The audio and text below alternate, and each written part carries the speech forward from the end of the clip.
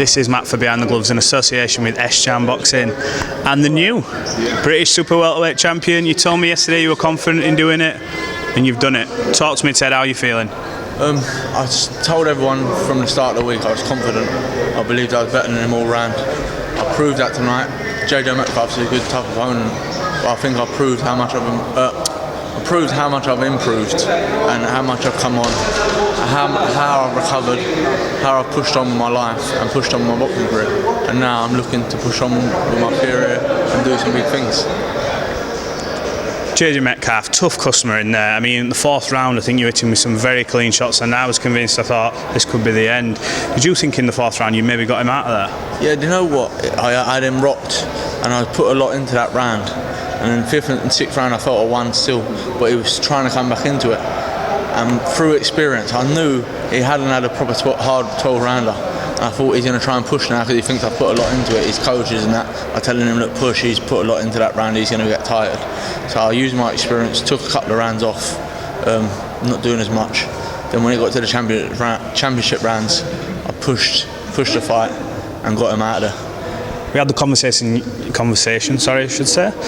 yesterday about experience. He had an undefeated record coming into tonight, but the tests that you've had make up for obviously, his undefeated record.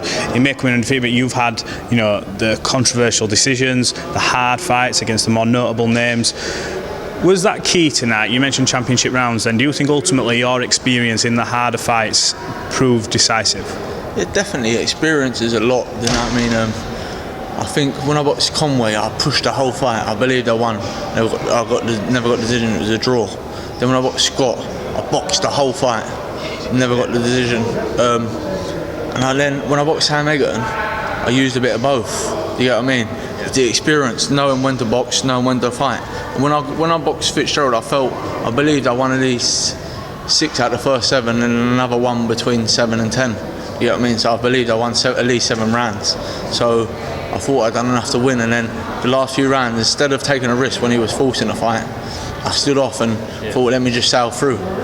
But when I boxed Egerton, when it got to the later rounds, after I knew I had a big lead, I thought, let me stand in there and have it with him, because I'm not leaving it that I never left it all in the ring. Do you know what I mean? I'm not thinking I've done enough now. I'm going to still push. Then when I boxed tonight, I started fast. I took a lot out of him early. Do you know what I mean? I had him hurt.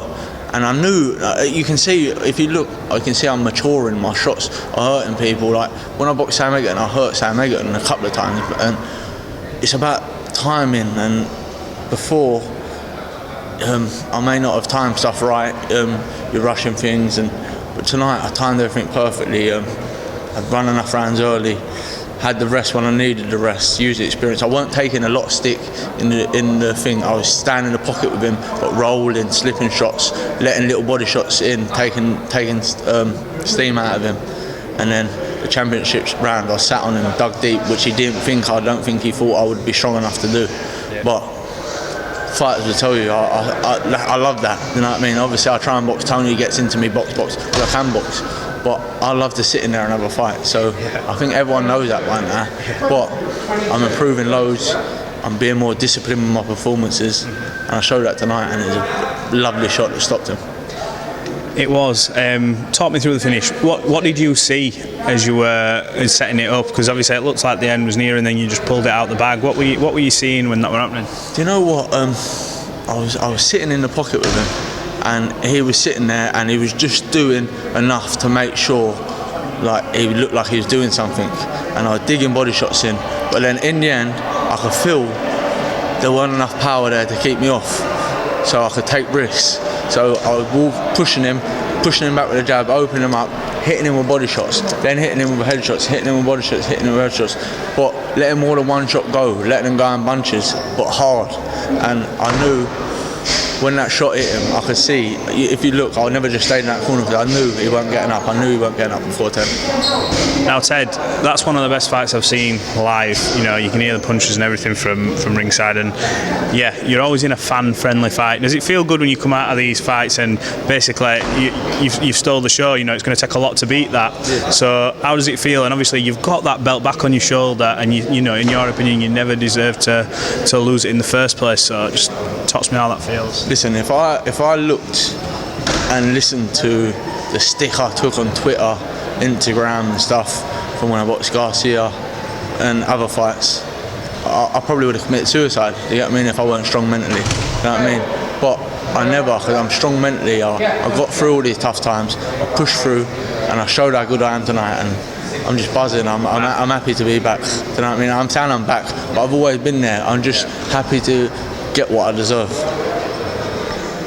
Well, Ted, you've given me quite a lot of time. I appreciate it. You've done a couple of interviews before me. Just before you go, shout out all the people who've helped you, trainers, family. Yeah, send them all the message. Yeah, shout out to all my sponsors. You know, all know who you are. Shout out to all my family, my lovely missus and my young baby Ted.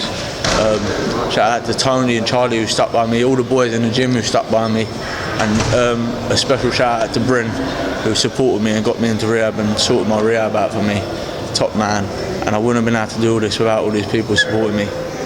Brilliant. Well, I think we speak for everyone, so it's nice to have you back. One more. Shout out to Dr. Luke Foley for sorting my teeth out. You know what, when I interviewed you yesterday, I know you've had this discussion, but I thought, Jesus, what toothpaste is he using? Unbelievable, yeah. With his hard fights, I'm even getting better looking now. Well, Ted, congrats. Listen, I'll let you get off. Appreciate you talking to Behind the Gloves, and yeah, enjoy a well-deserved rest. Cheers, mate. Thanks a lot. Sweet.